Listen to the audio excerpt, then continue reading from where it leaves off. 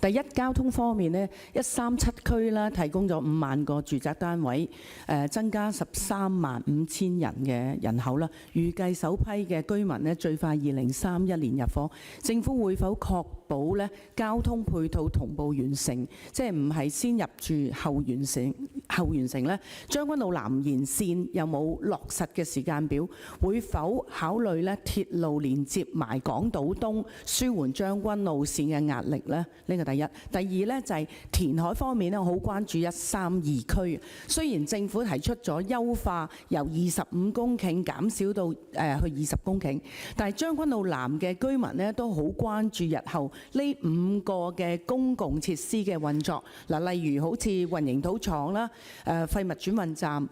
建築廢物嘅處理運作，擔心會有啲空氣、噪音、臭味嘅污染，即係以至到今日提出話有一個2.5公里嘅海上高架橋咧，區內前往公共設施咧有冇足夠嘅 cam 去打擊載貨不穩，避免一路行一路滴咧？我想查詢就係話，究竟興建嘅時候，以至到運作嘅時候，使用幾多係水路運作嘅比例有幾多呢？能唔能夠全部加大喺水路個運輸，減少陸路上面嘅塵土飛揚呢？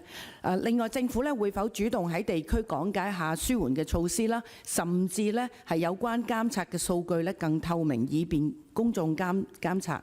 咁早幾年呢，我哋油塘嘅石屎廠俾我哋個感覺就非常之差嘅。咁好難話即係即係究竟今次即係政府有冇即係喺個招標嗰度咧，點樣去令到譬如個石屎廠話傳密封？咁喺即係個招標嗰個程序做係會點樣去引入而用到我哋呢筆錢啦？嚇，咁點樣會否有啲行政手段咧？譬如話你管制架石屎車，即係唔能夠入嚟，即係譬如佢唔係喺我哋區內做一啲建築工程，嗰啲石屎車可唔可以避免唔好入城咧？如果真係要入城，真係要倒石屎落去我哋一啲建築地盤嘅時候，就另外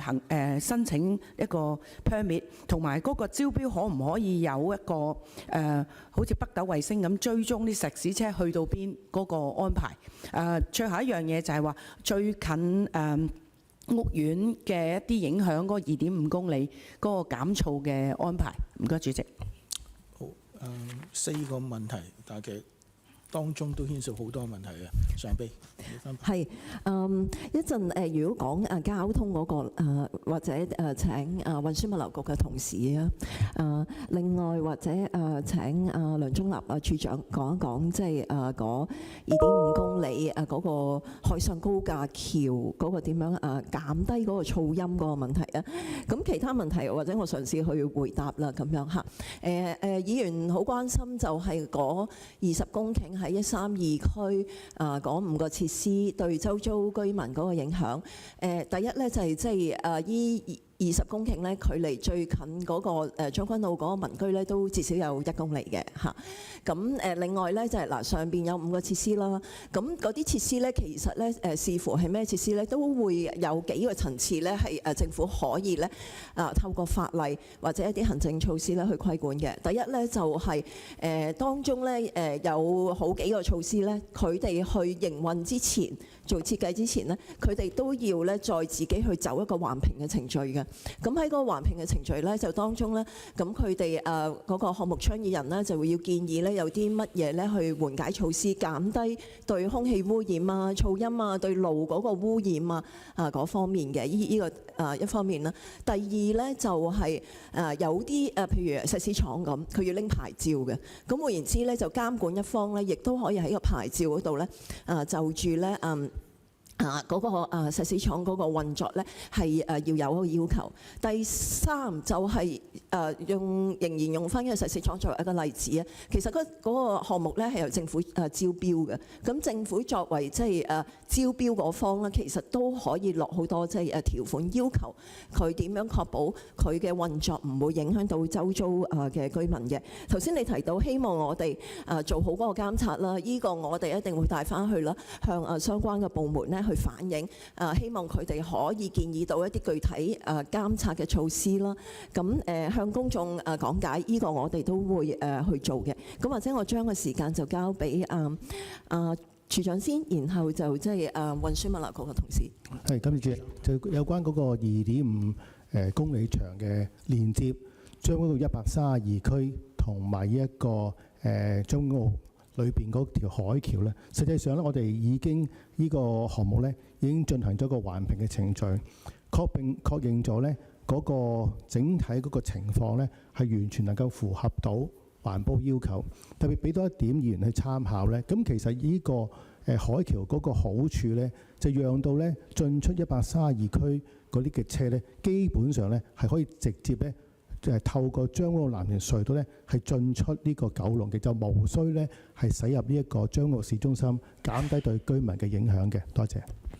好，請運輸局。多謝議員提問。咁我哋政府咧喺早前發表嘅香港主要運輸基建發展藍圖嘅時候咧，其實喺制定個藍圖嘅時候咧，我哋已經充分考慮咗最新嘅規劃同埋土地用途資料啦。咁當然包括呢個137區嘅潛在新增人口。咁亦都曾經研究過咧喺將軍澳南加建行車隧道延伸去到港島東嘅建議嘅，或者係個鐵路或者行車隧道。咁個研究指出咧，我哋喺將軍澳南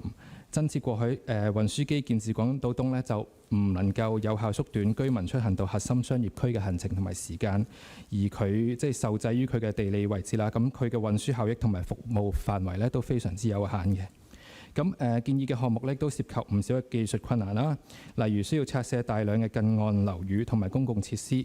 咁去接駁翻現有嘅高架鐵路同埋主要幹道嘅。咁所以咧當時喺藍圖裏邊咧，我哋就建議嘅即係就冇做出一個要喺將軍澳南做一個跨海即係